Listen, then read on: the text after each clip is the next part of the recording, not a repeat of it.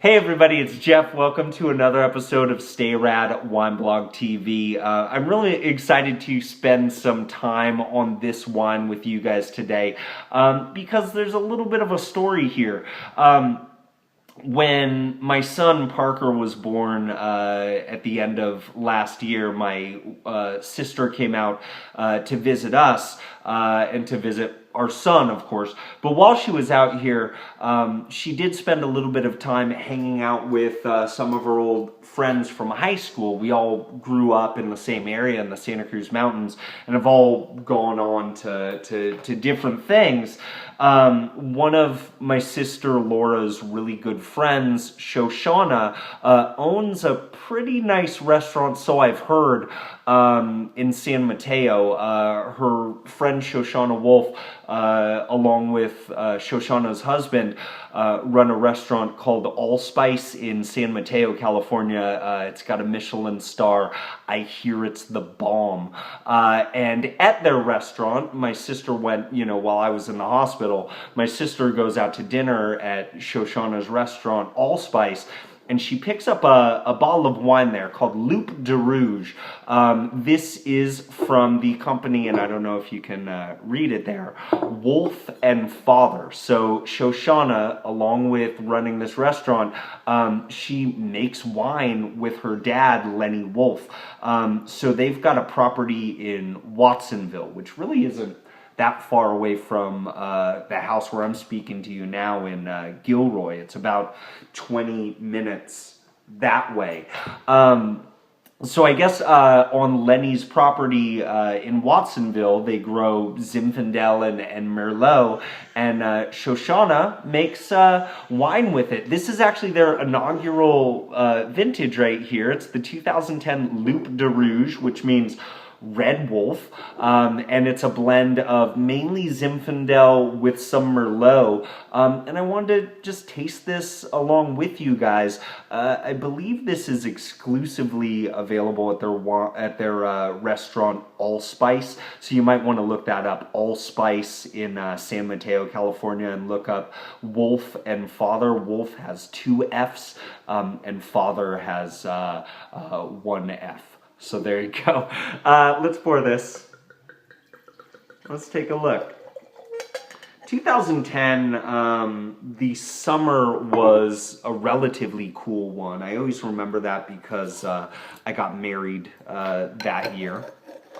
And as I look at this, it's interesting to me that this is a 2010 Merlot and Zinfandel, and it almost seems like it's got a little bit of age on it in the sense that these aren't really bright red or crimson type of colors. It almost seems a little bit dull. It could have something to do with the winemaking process. I mean, I'd be interested to know, how much manipulation Shoshana puts into it. My guess is it's more of a minimalistic approach, and so this is a little bit kind of cloudy in nature, just a little bit. Shoshana, I hope you're watching this, and I hope you leave a comment below, or I guess maybe I should just get your number and call you and talk about it too. But yeah, interested to know the process involved and kind of her and her dad's winemaking philosophy. Nice. So on the nose, I mean, this really on the nose, it has the approach of just a really nice, classy, cooler, climate reserved type of Zinfandel. So I mean, just on the nose, I really am thinking about just some of my favorite Zin producers, and just look up Zinfandel on StayRadWineblog.com and see what you get, and you'll see a lot of my favorite producers there. So on the nose, really nice red fruits, kind of like a brambly in nature. These red berry fruits like raspberry and blackberry. A little bit of like a bright cherry there as well. I'm getting a good like earthy, soily type of thing on the nose. And a little bit of like leather, and dare I say it, allspice. Let's check the palate.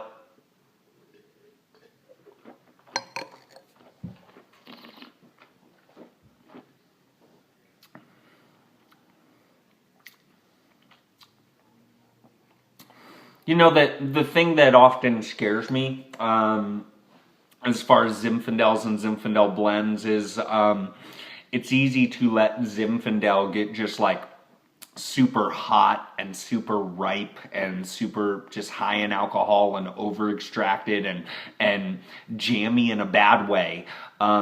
This is nothing like that. You know, I'd be curious to know the percentage of Zinfandel to Merlot. I do know or would expect that this is mainly Zin, because it doesn't really drink like a Merlot. That being said, there is, again, this really like reserve type of quality. A big hit of spice up front. I'm not talking about spice coming from any sort of oak influence. I mean, if we are talking about oak, it's really in the background and really... You hear Parker? I do. Yeah, really, that hit of spice up front, and it has, there's like these kind of leathery type of tannins going on here. I mean, it's really, and a little bit of like a leathery flavor and like a earthy type of flavor, which I really do enjoy.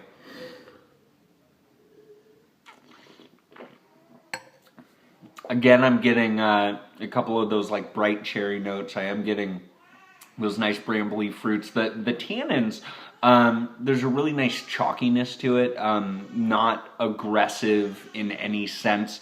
And this is really a wine. You know, here we are in 2014 and it's a 2010. So, I mean, it's ready to drink. It doesn't have a whole lot of age on it. I could imagine that, you know, if you hung out with it for a couple more years, I think the flavors would develop nice. But, I mean, it really drinks like...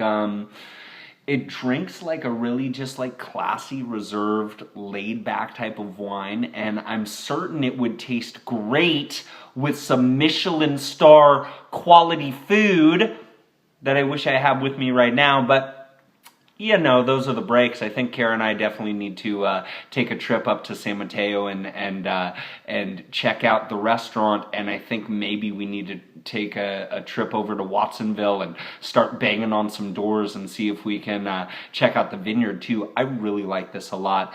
I'm going to put that in that like 89 point category. I think this is delicious, and if you're not a fan of like just super aggressive, super overly juicy zins, and you want more of that like laid back, earthy type of style, I think you'd really appreciate this one quite a bit. You know, it's interesting as I'm talking to you about this, I was starting to think a little bit about the Merlot aspect, and I am getting a little bit of like, sometimes in Merlots I get like a red apple type of flavor, and I am getting a little bit of that as I think more about this wine, as I explore it more. Just really just a solid effort. Good job, Shoshana and Lenny. This is great. So check it out. Wolff and Father Wines, Loup de Rouge 2010. Till next time, everybody stay rad. Stay rad. Stay rad. Stay rad. Stay rad.